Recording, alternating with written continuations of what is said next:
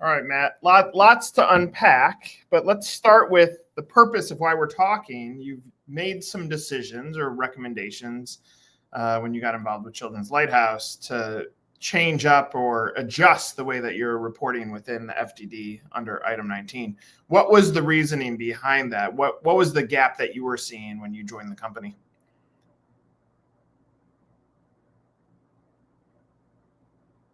Yeah, I've been here exactly 1 year. I've been in franchising 25 years. I ran a real estate home services franchise for 17 years beforehand, and I'd been through this before. And Children's Lighthouse has been around for almost 30 years. You're a leader in early education schools, and for years they've frankly only shared in their item 19 gross revenue. And again, we are second generation family owned. And definitely, we're not private equity. It's much of family culture, and frankly, they'd never gotten P&Ls on a regular basis. And so, when you're looking at an investment this size, you're looking at $6-7 million.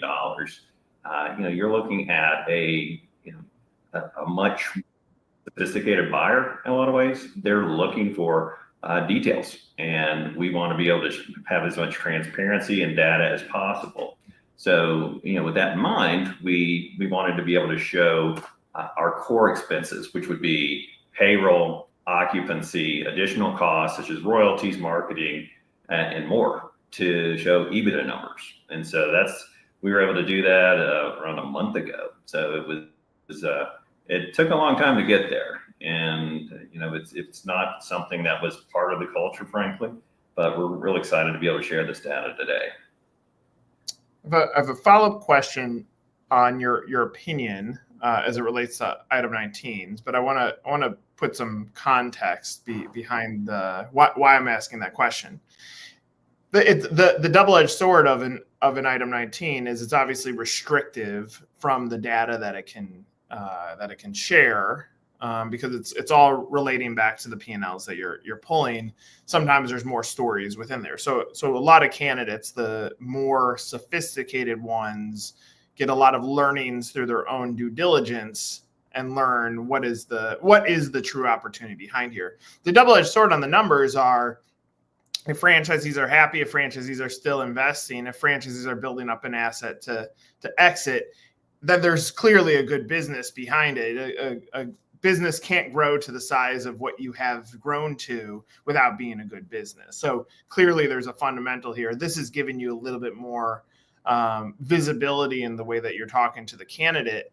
The follow-up question is this, and obviously you and I are not going to be able to move mountains with this question, but the way that financial information or disclosures are regulated within the FDD seems like it's one size fits all, but the reality is when you're talking about a more sophisticated investment like yours, shouldn't you be able to have deeper discussions that go outside the framework? Again, we can't move mountains, but philosophically, do you feel like because it's all one size fits all, like if you look at the history of your career, that this one should be able to disclose more? Yeah, I mean, and frankly, that's one of the frustrations, because I've never, my 25 years of franchising, I've not seen it. And we actually show 43 Mini-PNLs for all of our franchisees. And so we're not just showing an average, because we want them to get an idea of what the ranges look like. And, it's important really to emphasize that, your results are going to vary significantly based on your location, your management skills, market conditions. So there's a lot of things that come. A common thing you'll get in franchising is, how much can I make? That's the bottom line, is what they want to know. And there's an old story I learned years ago, and it's a little corny, but a guy to mitigate that question. A guy he's at Times Square, goes up to a hot dog vendor, says, how long would it take to go to Carnegie Hall? And he says, no, he's real rude. I don't know. So the guy walks a block away. The hot dog vendor yells back, so come back. And he says, what? 10 minutes. He said, what do you mean? It would take you 10 minutes to walk to Carnegie Hall. Why didn't you tell me that in the first place? I don't know. I didn't know how fast you could walk. So that's kind of the joke. But the point is, I don't know how you're going to operate. But that's a core, to me, that's a core part of this, because we can show a lot of data and give you a lot of information, but at the end of the day, it's going to be based on your ability to run our proven model. And so those are some of the conversations that we look at. I love that analogy as you're saying that. Like I think about like car dealerships. Clearly, the depth and the abilities of the sales team and how the maintenance works and the customer service ends up allowing that car dealer to grow their business. But if you ask a general human being that is thinking about investing in business, do you think the car business looks like it's a good one? Many would say, yeah, like look at the size of the building. Look at how much inventory they have. They have a lot of perks and bells and whistles. Yeah, it looks like it can make money.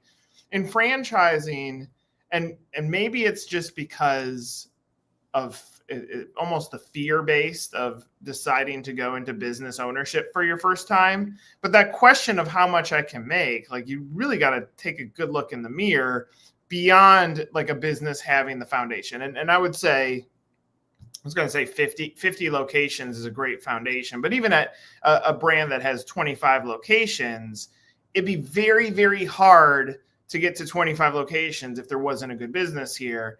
And now we're going to a whole new level on the net worth and liquidity of the buyer and yours. Like this is a sophisticated investment. Like as great as an item 19 is, like it's a good business. Yeah, I mean, one of the things that I still have trouble wrapping my mind around is that in almost 30 years, they've never had an SBA failure, which that's just crazy to me. And I think that's something about the model, the Brown family, and just the demand that is just overwhelming, unlike anything I've ever seen. But so there's a couple of pieces that we provide. So we're going to provide them an item 19 with a lot of details. We also provide something that we hadn't done before. We're going to give them a blank pro forma with all of our expense categories. Now, it's blank, there are no formulas, but we give that to them so that they can utilize the FDD, the item 19, but that, the third piece is talking to our franchisees, and they can share a lot more, frankly, than I could share. So the bottom line, they're able to have that kind of data so they can craft their own business plan to give them some kind of insights into what the numbers look like. So we're trying to give them data, we're trying to give them tools, because we're dealing with a sophisticated buyer, but we have a lot of IT people who are engineers that are, there's two parts of this. And it's really as any franchise. You've got the emotional piece of any sale. There's the kids, the education, we're improving communities. And there's that piece, but there's also the right brain. The left brain is the numbers, the analytics. Do the numbers pencil?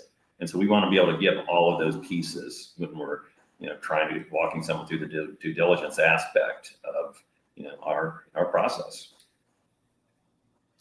Has this changed the level of conversations that you're having since you started putting some of these pieces in place? Is it changing it yet, or is this for the next level of candidate? Like how is this now impacting positively the sales process? Yeah, I think it helps in a lot of different ways. I mean, I think we can talk about it more on the front end as well, just to let them see the range of possibilities that are out there. But so I think that gives someone a good understanding. And so I think it engages them sooner, but it also, I think, as they get to, the discovery day and after, as they're putting together their final due diligence and their decisions, being able to have that data, being able to, most of our teams are husband wives, and you need to, or partnerships, and so to be able to have that data to show them the potential, I think, is really powerful stuff. And I think if you don't have that, you're just at a big disadvantage. Because that was part of our issue, frankly, is all of our competitors had item 19s with lots of data. We were the only one who did not have that, and so we were at a big disadvantage against our competition. And so, especially at an investment this big, this isn't like a $50,000 home services play that you can put on a credit card. I mean, this is a sizable investment, and so to have that, you need to have this kind of data to back it up. It's reality. All right. So obviously you pulling all this data is relatively new. My statement is we work and have worked with them for a long time. Two Men in a Truck. There was a transformation for their business where they started making all the P&Ls visible for their current franchisees, and the transformation ended up happening on two sides. One, the competitive nature to say, I want to outperform that franchisee. How are they doing this? And then secondly, to tighten up the finances and find additional profitability by gaining insights through other people's P&Ls. Obviously, it's early, but is this also creating a transformation moment internally with existing franchisees that are now looking at data that they've never been able to really look at in this kind of detail?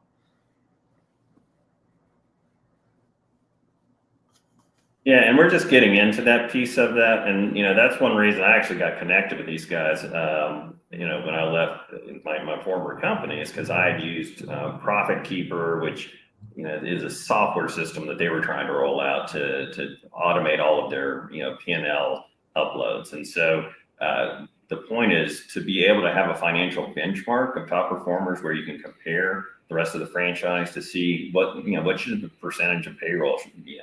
What should your rent be? What should your electricity, cleaning? I mean, that to me is the real power of being in a franchise, to be able to show that kind of data and how you benchmark and how you can improve and share best practices. So to me, that's a critical part of this, but it's also a critical piece for our operations people to be able to support franchise owners. If you don't have their P&Ls, it's like that's the roadmap to see where they're going, where they've been, and you need to be able to help them to drive bottom line profitability. So that's a critical aspect. So it's nice to be able to have this information for prospects, but even more so for our franchisees to improve their profitability. I think a lot about that question of how much I can make. I'm going to give a real example. You can start seeing a little bit of turbulent PR coverage on Crumble as a business. And I heard a brand tell me the other day, they're like, I think Crumble's failing. They're starting to close down stores. And I said, well, it's setting of expectations that are backwards, because you got to understand when you're if you're the faster runner, I have to see how fast you can get to Carnegie Hall, and meaning you're in higher trafficked area, more prime real estate, your performance might be higher.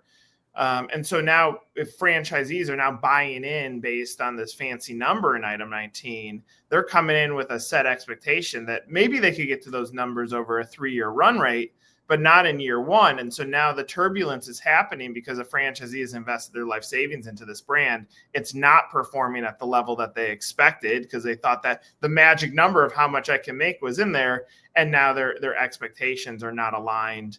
And it's creating some of this turbulence. And so I use that example. Like it can also, if item 19 is what a brand leads with, the gross sales, like look at this big fancy number. Sometimes it can set the wrong expectations unless you have the data to back it up so that they can start comparing and contrasting against other data. Any thoughts on that? Yeah, I mean, bottom line is they're going to want to know how much money they can make. Can the debt be serviced?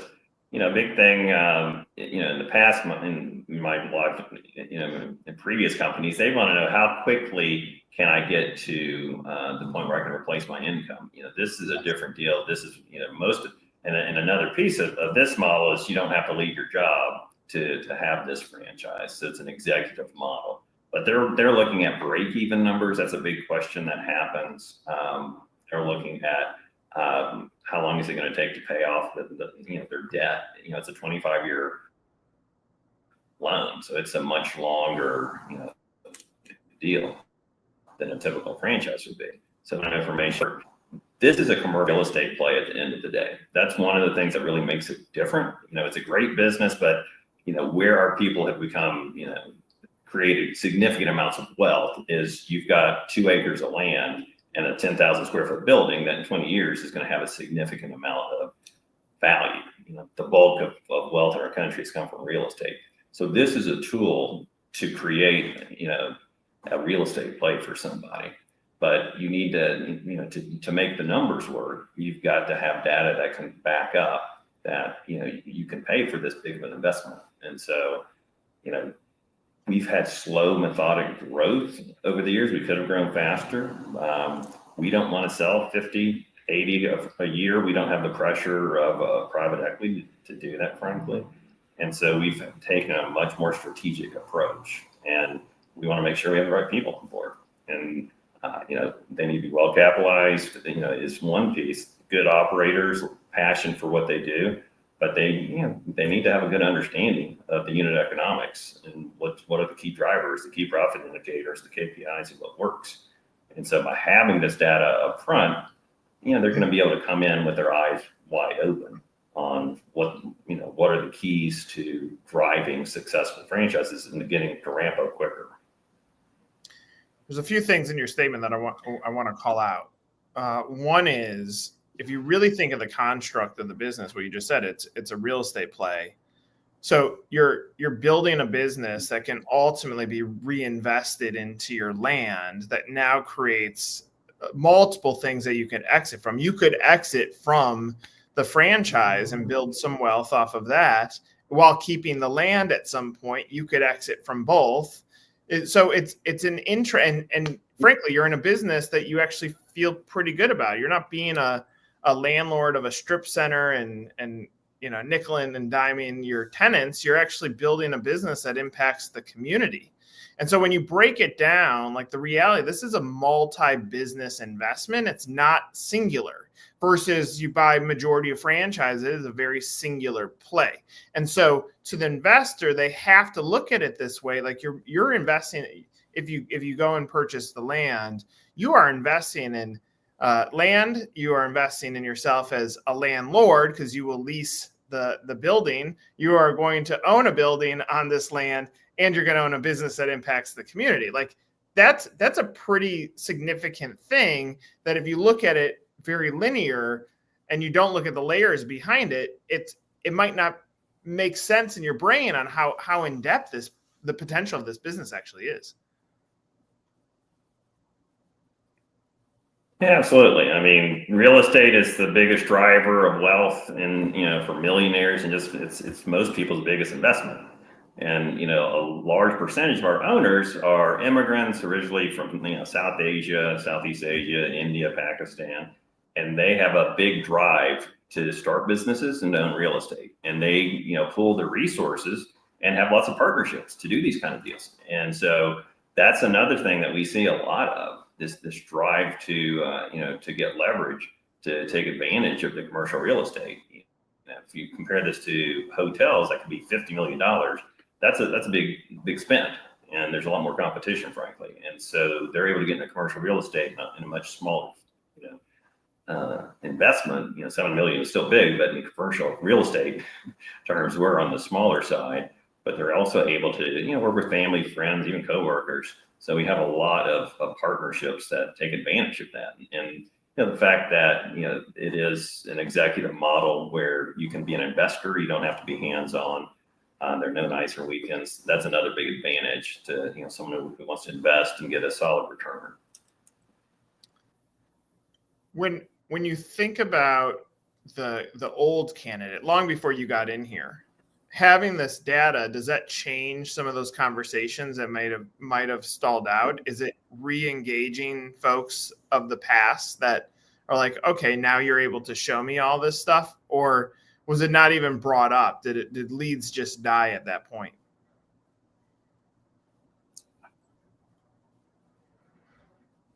Well, I mean, I had a franchise lead, and four guys who were in the oil and gas industry as owners, as co-owners in the Houston market, and they had been stalled for a while. And I shared our new FDD, and they're like, "Oh, this is all the difference in the world. I think we're ready for a franchise agreement now." It filled in a lot of the blanks because without this, they're just having to do a ton of due diligence. They're having to do lots more research, and to have this data in front of them and to be able to get an idea of what the ranges are, and the numbers can be stunning. But it's just like anything else. You're going to have A performers, B, C's, and D's and things like that. but being able to see, 43 different numbers and seeing, and again, they're not all positive. We're not hiding anything, showing, the ones are underperformers. We're going to show everyone on there, but to be able to see the number of locations showing, really positive numbers, it can make a big impact on people, and it can make them feel better about making the decision to move forward. Because, at the end of the day, you're mitigating risk. There's a risk in anything that you're buying in a business. And so this is a big one. And so you want to make sure that you're comfortable moving forward. Our banks are saying that they like the fact that we have this now, and it's giving them more comfort in doing loans. And so I think that's another, positive aspect. So there's a lot of pros in being able to share this kind of information across the board. We're also, I mean, for anybody that's watching this live or watching this recorded, like we're kind of skating around the numbers because they need to reach out. They need to engage in a conversation to be disclosed. And, if you're sitting here saying, well, I want to know how much I can make, you're going to have to start a conversation. I want to call that out. Like there is tremendous data, but Matt, I think you're being super careful and diligent on making sure that you're not disclosing things out of line, and who knows where this is going to air and when this is going to air. And so if you want to understand these numbers, if this business makes sense for you, the best thing to do is fill out a form. It costs you nothing to fill out a form and have a conversation with Matt. Any comments on that? Yeah, I mean, we use the word transparent. We're trying to be very open with people. We're gonna tell them, we're not just going to sugarcoat this and say it's, cotton candy and rainbows. I mean, there's pros and cons to any business, but we're going to share as much as we can. And, our franchisees are also, very open. And so when they're asking questions like how long to get to break even, what an expenses structure looks like, they're going to be very open having these conversations. And they can frankly tell you a lot, someone a lot more legal about the business legally than I can. And so it's, to me, we're going to try to continue to expand the data in the future, but I think having 43 Mini-PNLs gives you a good understanding of kind of how the business works. Well, the other thing that we didn't touch on much is the exit. When you're able to look at this data, you could start projecting what could a potential exit look like when you're ready to leave this business. In franchising, there's plenty of buyers in this category to purchase franchisees. And again, all the layers of the business, you have multiple things that you could sell, but it gives you a sense. So at least when you're looking at what does the end goal look like, whether you're going to scale it and try to get to multiple schools, or you're going to exit the business, it at least gives you a sense of now what could this asset be potentially worth when you start looking at some of this data as well.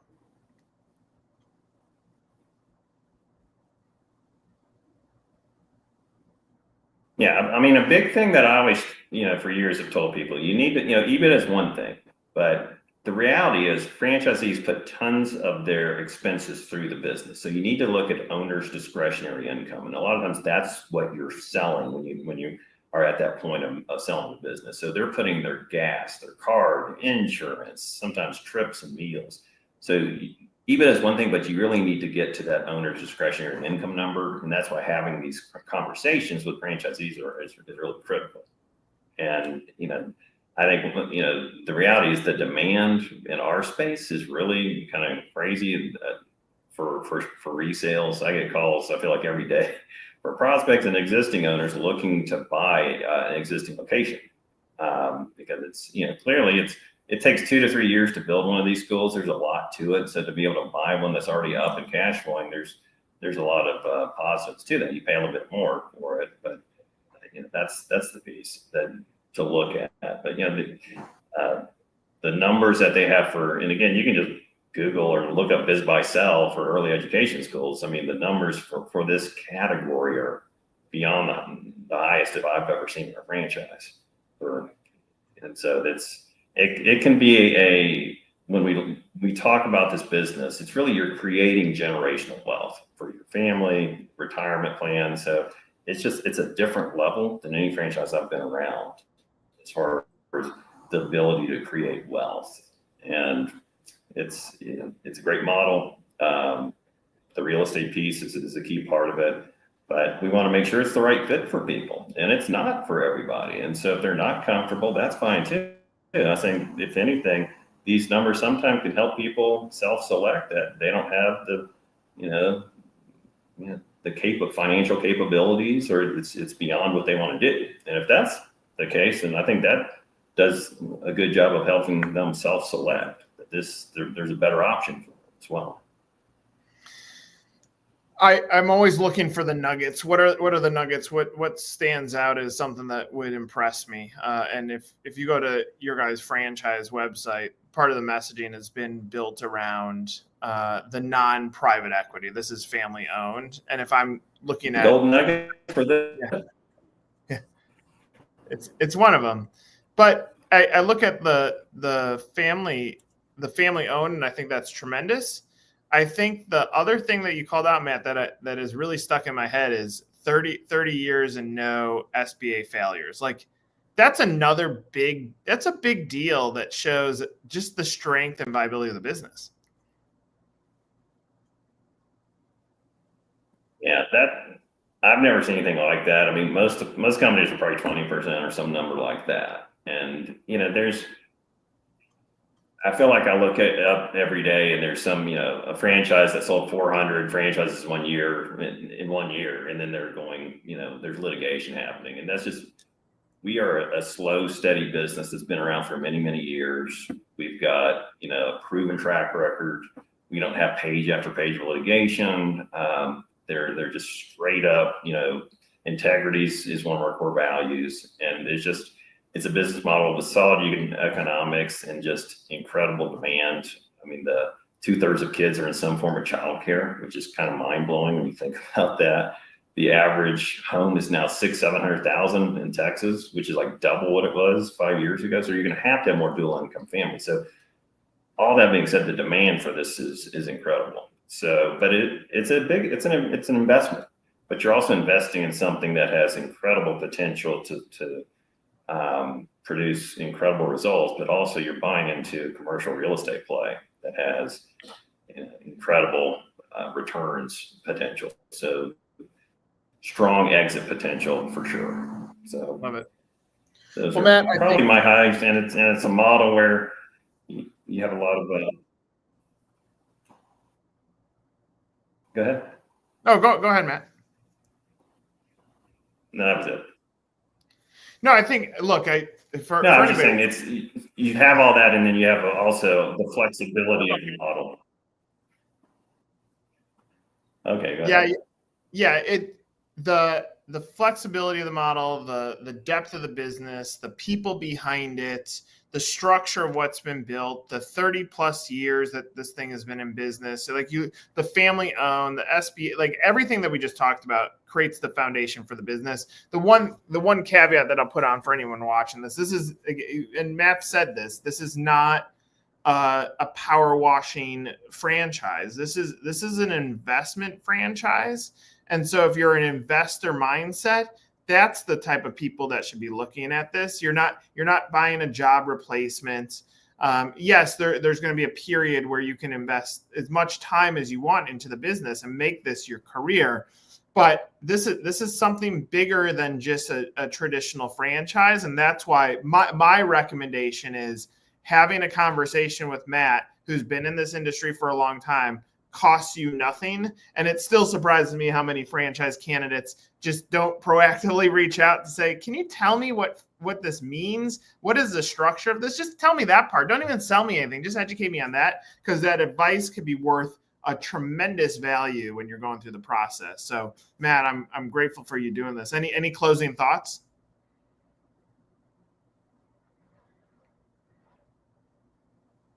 Yeah, I appreciate the time, and we're excited to be able to share this kind of data for the first time. And if anyone has an interest, have them go to our Children's Lighthouse franchise website, and love to have a conversation. Again, it is free, and we have a low pressure process, and love to have a conversation and see if it's a good fit.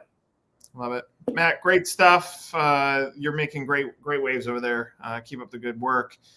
For Matt, I'm Nick. This was another webinar. Thanks for watching, everybody. Take care. All right. Thanks, Nick.